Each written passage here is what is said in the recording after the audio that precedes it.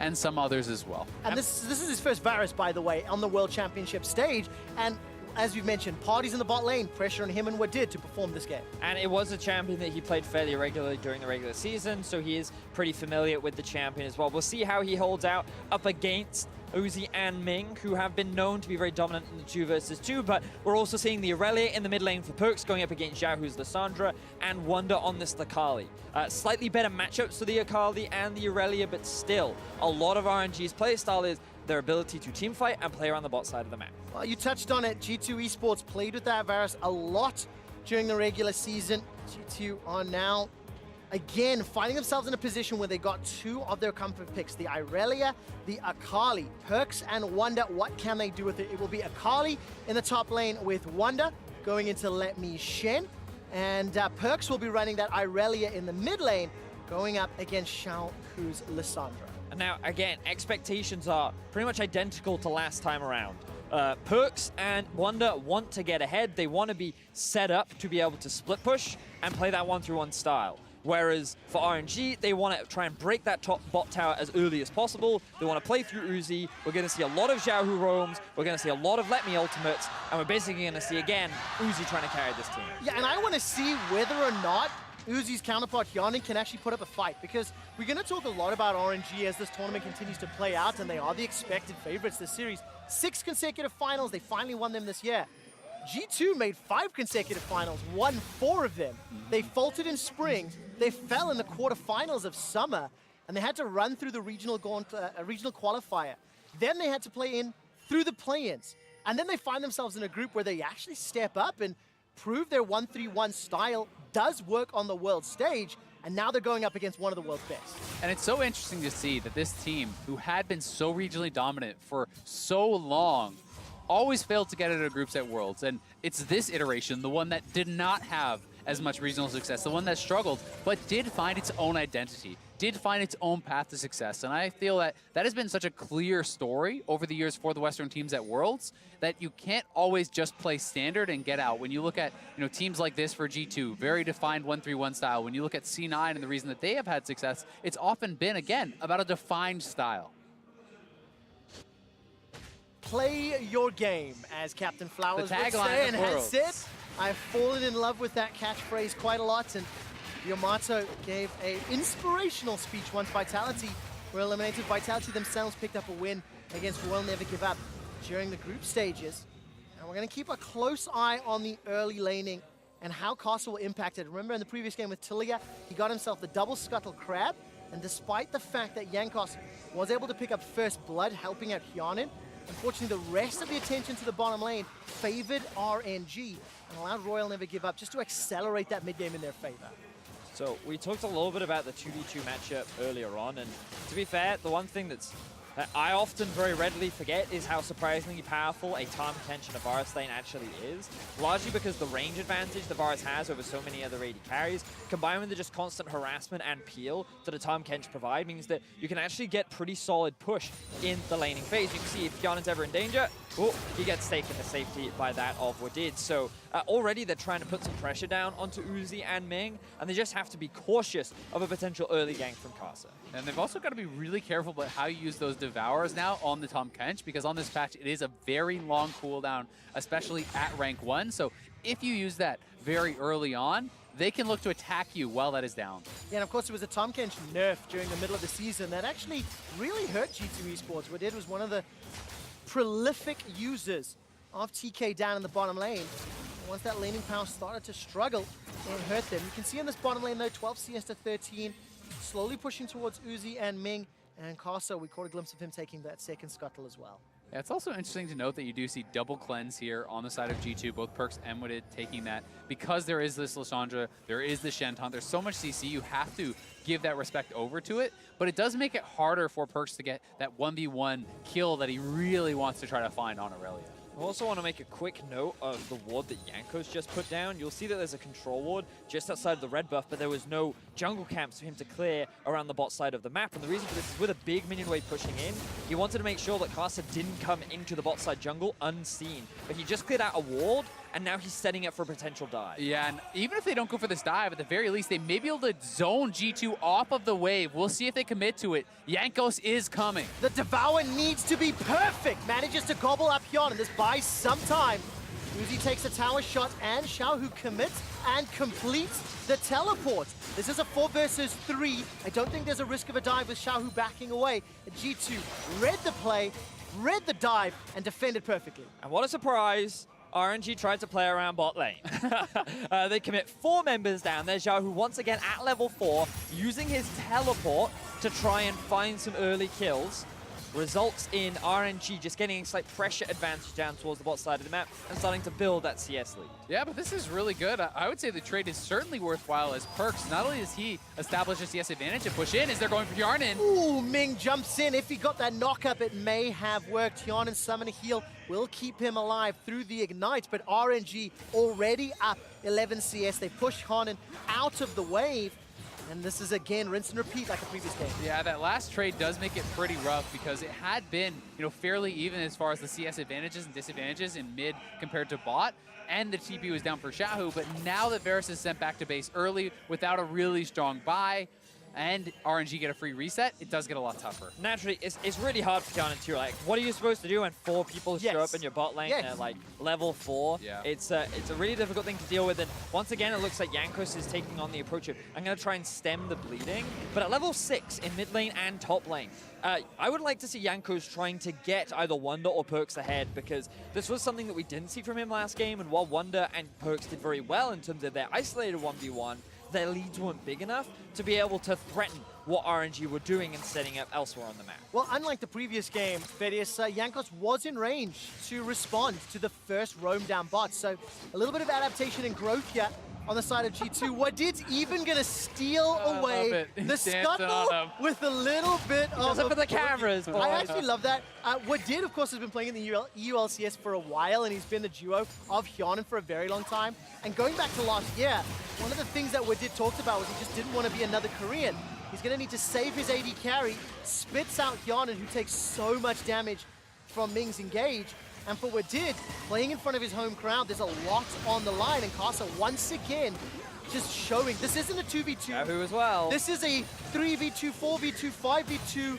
If RNG could put a Rift Herald to do that as well. Yeah, I mean, the important thing here for RNG is even if you can't dive, if you're pushing them off of farm, you're creating a bigger and bigger advantage. You can see Yarnin falling quite far behind in the CS, but it's been a good job by G2 to at least absorb the pressure and not give up the kills. We've also got to acknowledge that Hyun and Wadid in that situation, taking a couple of unfavorable trades. Lucian utilizing his mobility to kind of get in close with Hyun and avoid Wadid and kind of take these small chip trades is forcing Hyun low, getting him underneath his tower in a situation that allows RNG to create these dives. Another thing I want to talk about a little bit is the fact that G2, as we may see a solo kill here, let's see. Oh, there's a stun. Where's the ulti from Perks? He's holding on to it for now. And Xiaohu just uses the claw to get out alive. But these are solo laners now for G2 that I think come online a lot earlier. Both of them, as soon as you hit 6, have kill pressure. And I think there's more pressure from the Aurelia and the Akali early on than there is from last game coming out of the Ryze and the Aatrox. So if RNG tries to force G2 to group up and fight, I think there's more potential for G2 to get onto Uzi and take him out. Yeah, you can see that in the CS numbers there, Azael. 62 to 51 in favor of Wonder versus Let Me. 74 to 53 in favor of Perks over Xiaohu. Keep in mind that Xiaohu has roamed at least once, if I recall correctly, twice in fact. Yeah. But Uzi and Ming, they are doing work. Nearly double the CS advantage over Hyun and Wadid. A full culling into Tom Kinch by Wadid. And look, this tower's going to fall very, very shortly. 25 CS up. It's such a difficult scenario for G2 Esports. Keep your eyes on Casa. He's just sitting in this brush, waiting for the shroud to expire. Let's take a look. Wonder low in energy. There goes the Twilight Shroud. He's still there. Waiting for the engage. Jankos is nearby. nearby. As well. He's level 6 as well, Vedius. That's what you wanted to see. Here comes the dashes from Wonder. He's going to get taunted up. Jankos gets the body booped down. Starting to channel the Shen ulti as the barrel splits Casa and Let Me away. Wonder escapes by the skin of his teeth at the cost of the bottom tower. And unfortunately for G2, they're not able to find anything in the top side, whereas RNG secured their first tower of the game even earlier than they did last time around. The bot lane is being shut down in favor of RNG, and then they're going to look to continue with this pressure. All right, Jankos was threatening a dive. Costa still hasn't completed his recall. This is now, risky. Azael, the solo lanes for G2 in a good position, but look at the duo. Uzi and Ming are already unlocked. They're already making their move. The flawless Come Xiaohu. That's a good stun. Vanguard's edge bounces in, but Perkz is left alone. He's left to dive, manages to pick up first blood, traded back with Casa. It's a 1-for-1 in the top lane. Nice proactive play there from G2. Unfortunately, Perkz does go down, but they get first blood onto him, and he has the CS advantage in the mid lane, so maybe he can make something happen with this individual gold lead. The RNG were very quick to make their way up towards the top side. Yeah. They saw the dive coming, and they were ready to shut it down. If it weren't for Perkz' fancy feet and good outplay, that could have ended a lot worse for the side of G2, but RNG still sit with the gold lead, and Uzi already making his way towards the turret. And this was always going to be a tough dive to make when there's no ult on Wonder, there's no ult on Yanko, so Letme goes back towards Yanko's trying to attack him, but Perkz hitting everything here, getting the resets, and even though Letme is able to get over the wall and flash out after the parry zone, Perkz just turns his attention onto Karsa. Yeah, and Perkz so close to getting out with his life, but unfortunately he took one too many tower shots, one where Jankos was forced to flash out after getting aggro, and then obviously that second one at the very end there meant that he did lose his life. But having completed the Tiamat now, working towards the Trinity Force, as you mentioned earlier, Azael, things not all bad for the side of G2, as their solo laners are picking up a lot of farm and a lot of gold. And of course, it's been Wonder and Perkz that have really stepped here on the World Championship stage. When you see the CS differences, we see Perkz get first blood. I'm a little more confident in Perkz' Irelia finding Uzi.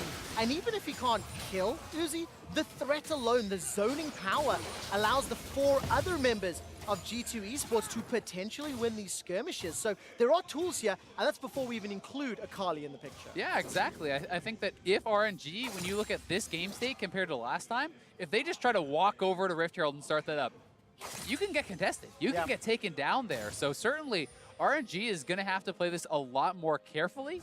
They do still have very good advantages here on their AD carry, but the rest of the map is going worse for them, and those members on G2 who are ahead have an easier time getting involved. All right, Glacial Tomb's already been used onto Perkz. He's going to try get some damage reduction down. Karsa gets turned around. It's a 1-for-1. Both junglers picking up the kills, but Jankos being chunked down by those ice shards. And that's a flash forward from Xiaohu. Here comes the Abyssal Void. Jankos stays alive just long enough to get to Val, but I think the Ignite might tick him down. He survived! How did he survive? What did is now looking for Ming. Here comes Wonder on the Akali. He's 0-0-1. Gonna get gobbled up here by Ming. He flashes over the wall, or dashes over the wall is a little bit more correct. And Wonder will be helped out by what did.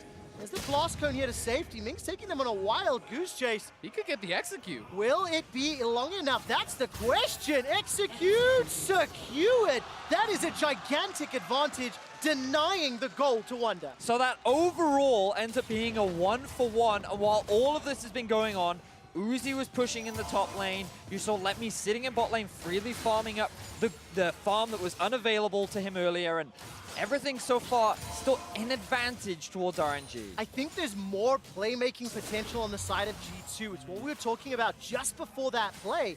You can see the power of the Irelia, the Akali, the Tahm Kench. The tools are there for G2 to wield to try and keep this game close. It's only 400 gold difference. And I think importantly, the strong members have the playmaking tools, because there was playmaking obviously on Rakan and on the Gragas last game, but now your fed members are the ones who get to pick their fights more easily. They're the ones who get to choose what fights they can win, which fights they can, and they're going to have the opportunity to try to take over this game. And it's unfortunate that for Wonder he couldn't find that execute. If he had just been a little more patient with his ultimate, then he might have been able to find Ming, but Ming using his quick thinking to jump over into the red buff meant that Wonder had no more dashes to lock that one down. Now, RNG have their AD carry up towards the top side. They don't actually have pressure mid, so starting this is a little risky, along with the fact that Wonder has no teleport. Letme has both TP and ulti, so perhaps they're relying on that to start this objective off. All right, so let's take a look as the two teams start to collapse. One of the things that we've not talked a huge amount about is Letme on the Shen. He's still down 40 CS in lane, having a little bit of a tough time as a lot of actions happen elsewhere on the map. But if G2 set up the 1-3-1, one of the best tools in the game in dealing with that is having that stand united, having the Shen available if and when needed. So for example, Xiaohu's under threat now. The Vanguard's edge comes out. Glacial Path used to safety. Had Xiaohu gone any lower, with no flash, no hourglass, Let Me could have been called in for some support, get stunned up, and that cooldown, that window of opportunity is also something G2 have to factor into the decision making. Yeah, it definitely is. And you know, when you're looking towards the Shen versus Akali matchup, you want to see Wonder, do more than just establish a CS advantage. Now that he's on Gunblade, he should really be able to bully this matchup, and you want to see him trying to turn it into a turret or a kill or something. Well, there's the Tom Kinch. It's been unbenched. Yankos with a flash body slam. We'll look for Xiaohu. Now keep your eyes on Ming. If he gets a good knockup, there could be some follow-up, but there's not. 4 members of G2 collapse, they get the kill. Love the use of the Tom Kench ultimate there to set up a collapse onto Zhao, who has just been constantly pressured by Perks in the middle lane. They're able to find themselves a kill at last after the no flash and no Zhonya's, but we keep flicking over to these side lanes. Every time G2 tried to make a play, Uzi is getting more gold, more farm, and more pressure. He's pretty much been playing PvE for the last 10 minutes. He does that a lot. He will get to the point where he is the raid boss, and then we see whether or not G2 can take him down. So we're going to have a look back at how this play kicked off. You can see on the minimap that Tom Kench had already set up the flank ready. They decided to just abandon the top lane tower, and they figured, hey, if we get a kill onto mid, maybe we can convert this into either a mid tower or a rift tower. And as we say that, here's that rift tower. All right, rift tower just about to be secured. RN2 though. Man that's been charmed up, knocked down. Rift tower is secured, but at the cost of Wadid's life. Now it's a 4 versus 5, and that stand united from Let Me was monumental. A flash forward will not be enough to secure the kill yet until the rest of RNG collapse. So Rift Herald picked up, but at the cost of 2. Yeah, but you can see G2 able to at least dictate the pace of the game somewhat. They're the ones starting up the neutral objective. They do lose a kill here, but at least they got the Rift Herald and can try to trade that later for a tower. But I think that overall, the fact that Uzi finds himself another kill, the fact that both the teleport from Wonder was used along with both summoners on Shannon, means that I feel that this allows RNG to generate a lot more pressure on the map because they still have double teleport. Let Me didn't, he only had to use his ultimate rather than that global, and they can now better collapse on these side lanes, as we can see. Xiaohu, he decided to move away and not go for it. Remember, summoner spell less Varus? Yeah. I was just like, well, that's going to be a dead AD carry. Not this time around. Yeah, I mean, he didn't know where the rest of the G2 members were, so was a little bit afraid to go for it. Had he been able to see the map as we do, I think that would have certainly been a dead Varus. In this case, discretion, better value there, and they're going to look for Wonder. All right, Wonder's got flash available to him. He's going to be able to dash over the wall for now. Being collapsed on by all 5 members of RNG. The Twilight Shroud will buy some time. Now Wonder's going to need to get over the wall. That summoner spell used. While that's going on, Yankos are picking a fight. Wonder finds Ming. Perks gets Uzi. And just like that, who baited whom? So I thought this is going to be exactly what we talked about. Huge. RNG with the globals were going to try and attack one of the side lanes, but Wonder with the fancy feet escapes from that situation. G2 collapse on 2 members mid. They kill both Uzi and Ming and secure mid-tower. Fantastic response from G2. They're going to get 2 towers off this because Kiarden was pushing on the top side. This is massive for G2 there as Perks is able to essentially corral Uzi into the fleeing Wonder. He picks up a kill on the way out and says, thank you very much. Do you believe? That is the question. I thought we had quick shot, not free towers have been picked They're up. affecting each other. And G2 Esports are saying and throwing down a gauntlet to prove themselves and rise to the challenge of RNG. So here we see Xiaohu with the teleport, with the Shen, with the Xin Zhao. They're thinking, oh, we can get the collapse. And now Uzi, he's curing a ward. He thinks he's fine. He gets stunned up into the double knockup. And then just the collapse from only 2 members of G2 finds himself a quick kill. Now, I think this was greedy from Perks. He didn't need to flash that kill. Wonder was like, bro, I've got this. But in the end, both solo laners find a kill each. And now G2, they actually sit with the gold lead as we approach the 20-minute mark. Yeah, I mean, there's no better feeling than that as Wonder. You escape a TP gank, and a 5% HP Rakan just hops on you. You're like, well, okay, thank you. And remember that when RNG lost in the group stages, it is when the overall gold was even or they were slightly behind coming into the mid game. And G2 so far have controlled the early snowball that Uzi and Ming tried to develop. And of course, both Cloud9 and Vitality pushed RNG by being proactive, by forcing skirmishes or playing into RNG, not allowing their opponents to dictate the tempo. Let's see what G2 can do. They've got much more of an open map They've got themselves big item spikes. Hyanan is still down.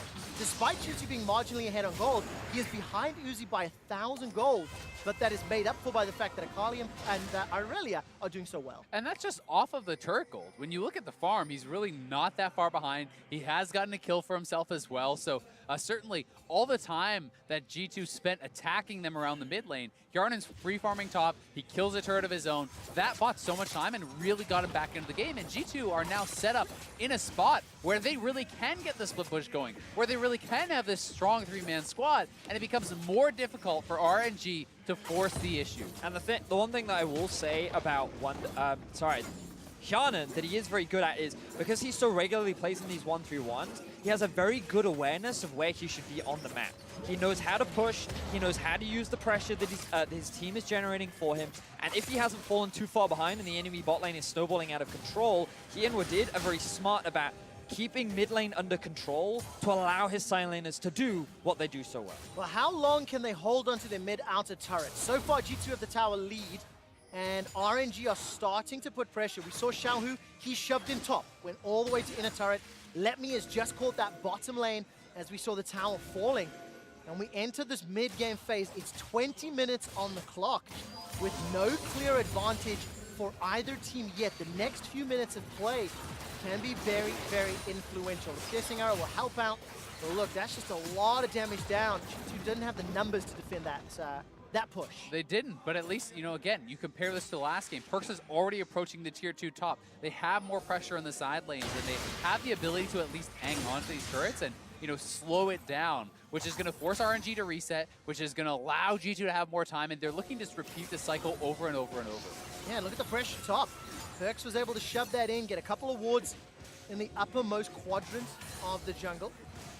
And G2 are going into this mid-game with a very real, very fighting chance to even out the series. So this is a very different game to what we saw last time. Largely because in game 1, RNG, after having a very strong 2v2 in the bot side, took an early tower, and they translated that lead that the duo generated all across the map. And they just kept pushing and pushing and pushing until they found that team fight against G2, which they then snowballed into a Baron.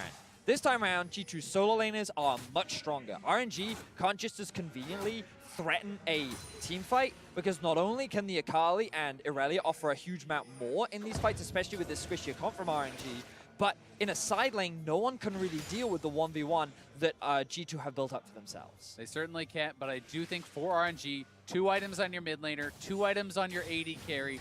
This is, again, where you try to force the fight. And RNG, I would say, is the best team in the world at fighting around their power spikes. They're so good at finding these windows of opportunity where they are at their strongest, and I would say this is one of them. And of course, they've been tested time and time again. We talked a little bit about how this is the year of the LPL. Invictus Gaming have qualified for the semifinals and are waiting for another rematch with RNG if RNG can advance. And of course, this is what We'll Never Give Up are trying to do. Try to get 3 teams potentially into the semifinals here at Worlds. Yeah, and I mean, RNG would be feeling very good about that potential finals, semifinals rather, having beaten IG twice in best of 5s this year in the LPL. It has been that somewhat inevitable feeling for RNG as they are just building up more and more momentum, winning Spring, winning MSI, winning Rift Rivals, winning Summer. Now here we are, and G2 is looking to put a halt to it. And over in China, over in the LPL, that's the Golden Road, winning every single event throughout the year. Frostgren talked about it in that feature about Uzi earlier today, and this team with this roster are closer than they've ever been. Now, of course, they still need to get through G2 Esports, and at 22 minutes, the second time they siege that mid-outer, they get it down to 5% HP. The next wave, if they stick with it, should be enough. But we start to pay attention to Baron, we start to pay attention to the mini-map. I don't think Vision is the deepest for either team, so we need to see a proactive forward-moving play. Vedis, which direction do you think is going to come from as Perkz goes a little bit hunting? The Vanguard's edge misses, the Chain of Corruption misses, It's a comedy of errors as G2 cannot land a skill shot. Xiaohu walks away with his life. He manages to self-cast the ultimate, and now Wadid, he needs to run away. He flashed forward, remember, and is the target on the front line. Wonder's pulling away Let Me as Wadid gets taken out by Uzi. G2 bit off way more than they could chew. And they didn't need to force a play like that. They overcommit very heavily, expending a lot of their ultimates, and they will be lucky if all they lose is just their support's life, because that was multiple missed ultimates. And he's already under the turret. When you miss the Verisalt, when you miss, a lot of those abilities, you need to say, okay, that sucks, but let's back off, let's reset. We're spreading the map. We're already doing very well. That was really bad, Quick Shot. That was like really bad. Like, you just asked what do these teams want to do, and I was gonna say not that. Yeah, I was gonna say RNG. They're the ones that kind of need to force a fight, or they need to be the ones to try to make a play happen. One of the ways in which they could have done that was like start to control the river a little bit more. They have the Shen off on a side lane, but here it's actually G2, and I understand the idea, right? Attack one of the side lanes with the Tahm Kench ultimate, bring someone in. You have the mid priority, and so I think this play in essence is fine. And if they land everything, they find a kill onto Xiaohu. Everything looks good. They get all this vision control. That didn't Yay happen. for G2. They missed everything, and then they tried to dive, and RN2 were like, yeah, no, you're not allowed to do that, and they very quickly punished them. I mean, it was a great initial play there by Xiaohu, flashing the ultimate out of perks, but then the stun misses, the Verisalt misses, everything kind of falling apart there for G2, though. Luckily for them, still ahead. It's only a support death. It is certainly not a death blow by any means. We have RNG now grouping around objectives, trying to get G2 to come to them. Yeah, I'm looking at the flashes. I mean, Perks and Wadid committed his, but with Wadid having the unsealed spellbook, he swapped that away to a Ghost. So 25 minutes, RNG will secure their second break. They are only 1,000 gold down. And they're going to be sitting very comfortably. It was quite funny because leading up to that fight, Azal, you'd mentioned how RNG are one of the best teams at fighting with power spikes. Just before that fight broke out, Hyeonan picked up the Rage Blade. Good attempt, failed execution. And I'm going to go back to the same question. Let's talk about, like, what are the steps these teams need to do? For G2, it's get vision, set up a 1-3-1, have pushing waves, and then either look to threaten inner turret or potentially Baron. No, you do what they just did. You attack the sides, because the thing about Tahm Kench ulti, I think the best example is when they played against Flash Wars and they used the Nocturne ultimate to kind of come down a lane and find a pick. You can do a very similar thing with Tahm Kench, but to do that, you need to have vision control and you need to have mid lane priority. Now, in order to generate that, you have to have pressure on the side lanes. So what you'll see from G2 is Wonder will push up, Perks will push up, Wonder will maybe start roaming up to mid, and this is the kind of situation where you'll see if Let Me was in the lane, they will look to try and use a Tahm Kench ultimate to find a collapse, find a pick, and then a 4v5, then they can maybe look for a team fight. But for RNG, the problem is it's going to get harder and harder because these side lanes are going to get more difficult to kill. So the windows with which they have to kind of force a fight and the windows where they'll even have the pressure to do that are becoming shorter and shorter. I'd also caution for G2 attacking away from the global. If you attack someone other than the Shen, it becomes very easy for RNG to have a second member there. If that is a play towards the Shen, it may have a better chance of working out. And as you were just pointing out, Uzi now on 3 items, hits that power spike. This is, again, another opportunity where they are at an extremely strong point. The Phantom Dancer is looking to duel. All right, Wonder's going to get blown up before he can do anything. They're going to Baron. He had Flash, he had Hourglass, and he had no time to use it. Touching on the 3-item Uzi, he's got a Phantom Dancer as his third pickup. I love that when you consider Akali and Irelia are going to be jumping onto him, and RNG are the ones that find the pick and get control. And this is what we didn't get the chance to talk about, is RNG punishing the rotations from the side of G2 as they find that pick, and now Carthus found Perk. All right, Stand United has been channeled onto Carthus. The Vanguard's Edge comes out, lots of dashing in and out, and Perk stays alive just long enough for Jankos to get there. Chain of Corruption this time round starts to spread on the RNG members, and Jankos is left for dead. Takes the blast gun out to safety as a flawless Uzi, gets the they're winning this! Jankos, how did you find Uzi? Uzi, why were you face-checking? RNG are now running for their lives as Xiaohu is low. A Devour from Wadid buys some time. G2 are low as well. These teams are fighting on a knife's edge. Wonder will complete the teleport, and RNG sense impending doom. Let Me looks for the re-engage as Xiaohu is dropped to the back line. Wonder's looking for Casa, and Ming is running for his life. Let Me's down. RNG are down, and G2 Ace Royal never give up. And that was all off the back of beautiful play from Perks. In a 1 versus 5, he buys enough time for the rest of G2 to turn around an overcommitted RNG. It will likely be a Baron as well. Quick shot. This is not how I was expecting this game to unfold, but G2 come out on top. No, you think that is going to be the fight that wins the game for RNG? It's a 5v4 from them. A clean pick on Wonder over to Baron, and you think Perks is surely gonna die here. In our Acer Predator replay, we see the Shen ultimate coming through. They're looking for Perks, but he's able to actually dodge out and avoid a lot of the damage with his cleanse, kiting back to his team. His Sterix is buying a lot of time, and then Uzi just walks straight into that Varus ultimate, gets found, and still from here, it looks like they could have backed off, but Uzi goes over the wall by himself, face checks straight in and gives up his life. And that was a good punish from G2, but a big mistake from Uzi as well. At this point, RNG are kind of dancing in and out. They don't have an AD carry. They need to disengage, but the teleport is available for Wonder. He comes in from behind, and then with all of his abilities up, he's ready to clean up the fight. And this is the best choice for RNG, seeing the TP come in. Try to turn and win the 4v3, 4v4 from that situation, because you cannot run back into Wonder. It'll just be a meat grinder there, but G2 get an ace, get a Baron, and what an incredible turnaround. 4,000 gold lead in a 1-3-1 composition. And look at the damage difference. That is Hyonin at 5,100 for the team fight versus the 1,000 of Uzi. And this will be a little bit of a replay as Wonder's going to be able to get the Shroud down. Kasa coming up behind Xiaohu. The Wonder escapes with his life. And look at the minimap. G2 have already taken the inner turret. This is the 1-3-1, ladies and gentlemen. G2, they're not just pushing one lane, they're pushing multiple. And as RNG send 4 members to the bot side of the map, G2 are quick to secure themselves 2 towers. Yeah, this gold lead is just exploding, and now for RNG, they're being sieged in the base. They're almost forced into an engage here, but G2 is setting this up very, very well. You have Wonder in the mid lane, pushing in the waves. We'll see if RNG can force us back or find that engage. All right, I'm keeping my eyes on the positioning. RNG group towards this top inner turret as Wonder is waiting for those minions to just conga line their way to the mid turret. There's a minute and a half on Baron. And the inhibitor turret in the top lane is chunked down very low for G2. Got to be a little careful they don't get jumped on by the Shen, the Lissandra, the Zen, because when an engage happens, it is quick, it is efficient, and RNG can shut down G2. Now, G2 ideally would like to send someone bot to clear that one out, but they don't have a teleport anywhere else on that roster. Now, they're just going to try and set up the kind of 1-4 or, just push these 2 lanes in for now, utilize the Baron buff as much as possible. You have the Varus with pretty good range, staying outside of Uzi, and it's Let Me that you just have to be careful of as Hyonin gets close to the tower. All right, Wonder's going to be back on that mid lane.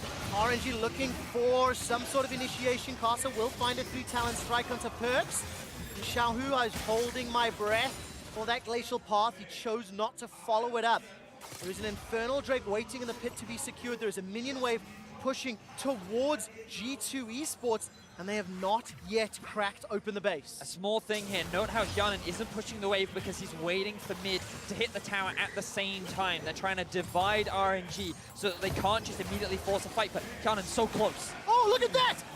That's what happens when ultimates connect. Chain of Corruption as well as the Rankos barrel. They find a pick onto Ming. Now Carson and Xiaohu are jumping under Perks. Perks throws down the stopwatch, stays alive for a few seconds longer, flashes out to safety. The top inhibitor turret is secured as Carson and Xiaohu are like, screw the base, we want the kills, mates. They're chasing Wonder and Perks. This feels personal. Wonder will have some support as Hyonin comes in with the Abyssal Void. Xiaohu escapes with his life for now, and now Carson will get taken down. Hyonin is on a rampage. The inhibitor fell. Another inhibitor turret's going down. The G2 may just continue to push here. They're going to get a second inhibitor for sure. 40 seconds on Karsa, so they'll retreat to the Infernal Dragon. They have taken full control of the game.